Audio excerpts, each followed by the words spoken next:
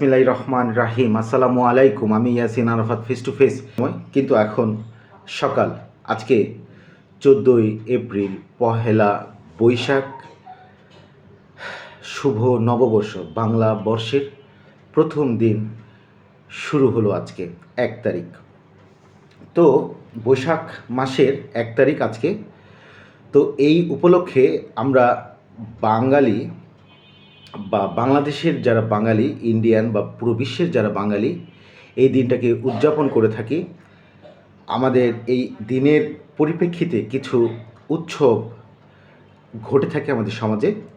সেগুলো হচ্ছে অন্যতম হালখাতা এবং ইনস্টিটিউট ভিত্তিক খারাপ অশুভ শক্তিগুলোকে দূর করার একটা শোভাযাত্রা।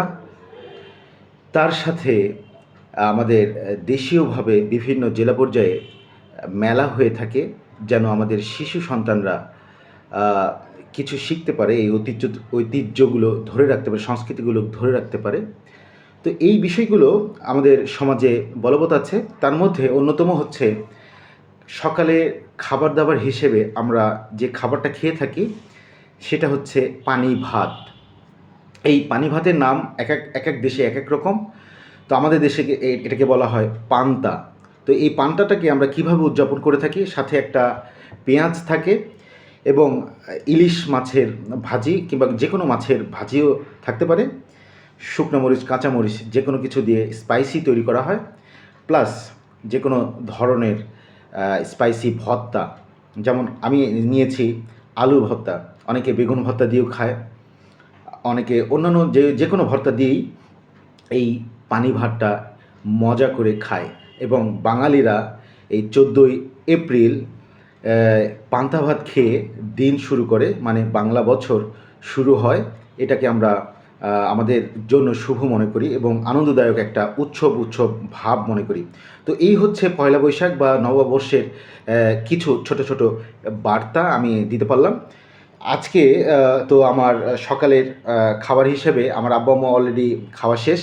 তো আমি এখন নিয়ে বসেছি, একটা বাটিতে নিয়েছি পান্তা, মানে পানি ভাত, সাথে আলু ভর্তা আছে, পেঁয়াজ আছে, তারপরে ইলিশ মাছের ভাজি আছে। তো এটাকে আমি সুন্দর করে মাখানোর পরে এটা এনজয় করব এবং পয়লা বৈশাখের একটা স্বাদ আমি নিজের মধ্যে নিয়ে আসব। তো আপনারা নিশ্চয়ই আপনাদের পরিবারে এরকম কিছু নিয়ে নিশ্চয়ই আনন্দ নিয়েছেন এবং সকালে যে যার স্কুলে গেছেন, হয়তো বা কোনো অফিসে আদালতে যাদের যে প্রোগ্রাম আছে সেখানে যে আপনারা এই পান্তা ভাত উপভোগ করেছেন, এই প্রত্যাশা face to face Yasin Arafat নিশ্চয়ই করবে। তো যাই হোক, আমি এখন এটা এনজয় করব। আপনাদের পয়লা বৈশাখ শুভ হোক, আনন্দদায়ক হোক। সকল অশুভ চিন্তাভাবনা, কালো ছায়া আমাদের সমাজ, আমাদের মন, আমাদের পরিবার সব কিছু থেকে দূর হয়ে যায়, এই প্রত্যাশা face to face Yasin Arafat সবসময় করে।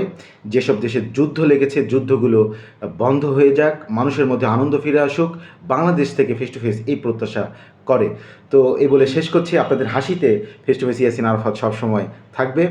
শুভ বাংলা নববর্ষ বলে ফেস টু ফেস ইয়াসিন আরাফাতের হাসিতেও আপনারা থাকবেন বলে শেষ করছি। আল্লাহ হাফেজ।